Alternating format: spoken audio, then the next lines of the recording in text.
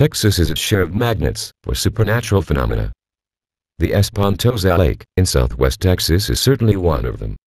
Southwest Texas, Zabala County, just south of the old Process Ranch and present-day Crystal City, there is one very mysterious lake.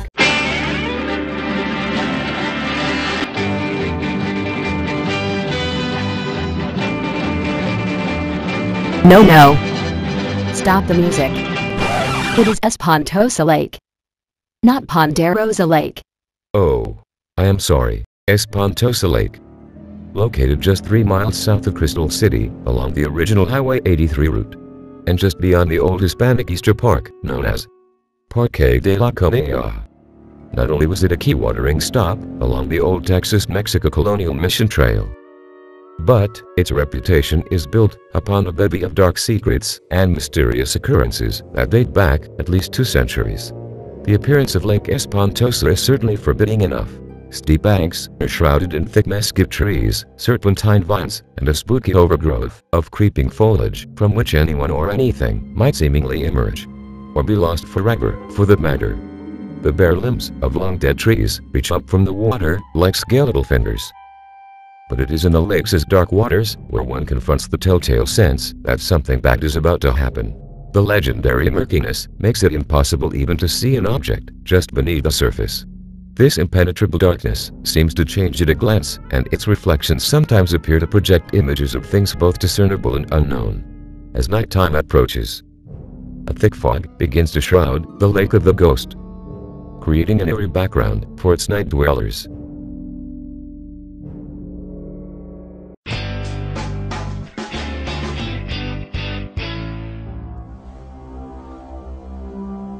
One of the earliest recorded fatal instances occurred in the early 1800s, when several Mexican families en route to San Antonio made camp there.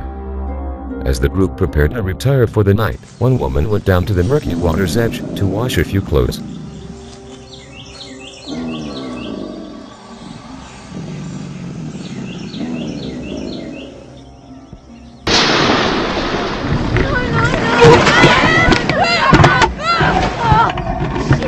Afterward, the others were awakened by her scream. My God! Though her companions rushed immediately toward the water's edge, they arrived only to see the swishing tail of a huge alligator disappearing beneath the lake's surface. Unable to recover the woman's body, the other settlers erupted to cross at the site in her memory. Shocked and mournful, the group finally bedded down for what was agreed upon to be the final night there. But their slumber was disturbed again by the same scream, ringing out again and again. It was unmistakably the voice. At that, the campers packed up and left, but not before imparting the name that would stick. Espantosa, a Spanish word meaning fearful, haunted, or Lake of the Ghost. Numerous apparitions have been reported over the decades. In Mexican folklore, she is known as La Llorona, or the Crying Lady.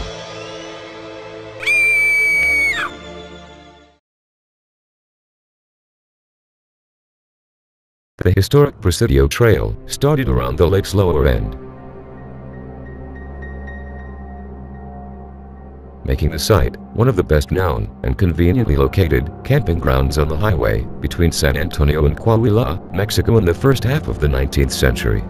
But talk of the Mexican woman's death and her ghost appearances, combined with a scattering of similar incidents over the next few years, soon transfigured the lake into a site of regional folklore.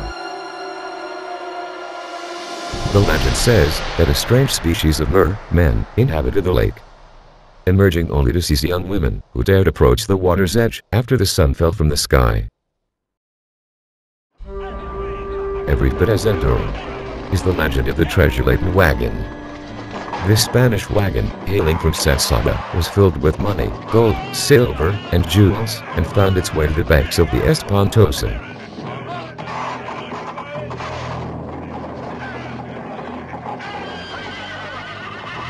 The wagoners decided to camp there for the night, and, after watering and unsaddling their horses, they bunked down. No sooner had they drifted off to sleep, that the ground suddenly began to tremble and shift beneath them. In a flash, the entire party, men, wagon, and horses, was swallowed with the collapsing earth. There were no survivors. A few years later, a group of cowboys made camp there. As they bedded down for the night, they heard the unmistakable sound of a wagon clattering down the road. Naturally, they believed it to be a supply wagon. One cowboy jokingly suggested that it might be the famed ghost wagon that had disappeared by the lake a few years before. Another skeptic member of the party, in order to prove this nonsense, landed himself in the middle of the road. The skeptic drew his six-shooter and waited for the approach of the wagon. Even as the sound was nearly upon him, however, there was no wagon, only the sound of one. The clatter of boot outfits and wagon wheels drew still closer, dangerously close, and the cowboy drew his gun, shouting for them to stop. The approaching noises continued unabated, so the cowboy even tried Spanish language. Still, the wheels and hoods approached. He could even hear the jingle of reins now. Suddenly, just as the noises were practically on top of him, the sounds ceased. The silence endured only a moment. Just behind him, as clearly as before, the wagon sounds continued onward past the lone figure in the road.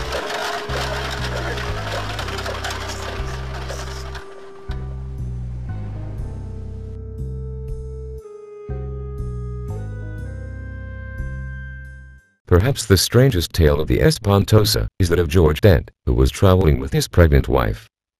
His wife was near the end of her pregnancy and was hesitant to travel, forcing them to establish a camp at the lakeside. A severe thunderstorm occurred one night, during which Dent's wife went into labor. Alarmed, Dent mounted and rode off for help. He came out upon a small band of Mexican goat herders. Dent frantically told them of his wife's condition and begged some of the women to come and assist in their child's delivery. Upon learning of Dent's camp location, however, the superstitious Mexicans said that they wanted no part of Espantosa, particularly at night, when the spirits were said to roam the lake and its shores. Eventually he talked one old woman to accompany him back to his camp. Just as he headed to mount his horse, lightning illuminated the sky. Just such a bolt of lightning struck Dent, in fact, dropping him to the ground and killing him instantly. After waiting out the violent storm, the goat herders mounted up and, following Dent's vague directions, proceeded to search and find his camp. What they found there, however, was Mrs. Depp dead. She had obviously delivered her child, but the baby was nowhere to be found.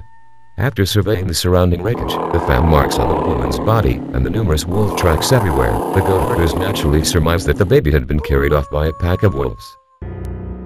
About 15 years later, 4 cowboys were herding cattle near the Espantosa. A pack of wolves approached, and the herders chased the potential predators off. But as the wolves fled, the men were stunned at an unbelievable sight. Running with the wolves was what appeared to be a young, naked girl. She was nude, but covered with hair, and lacked the capacity for speech, save for her low growling sounds. She was quite agile on all fours. There were several more sightings in the following years, although most descriptions were different.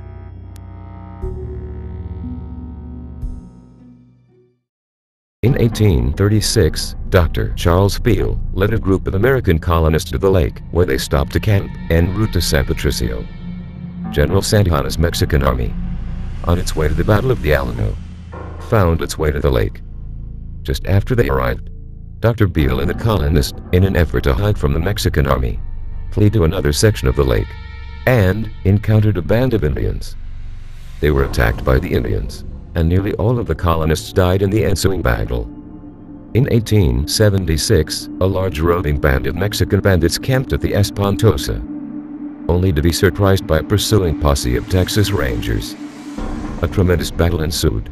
When the smoke cleared, the Espantosa's banks were once more littered with the bodies of the dead and dying. The legend continues. A stone marker was erected at the battle site in the 70s by the Texas State Historical Society.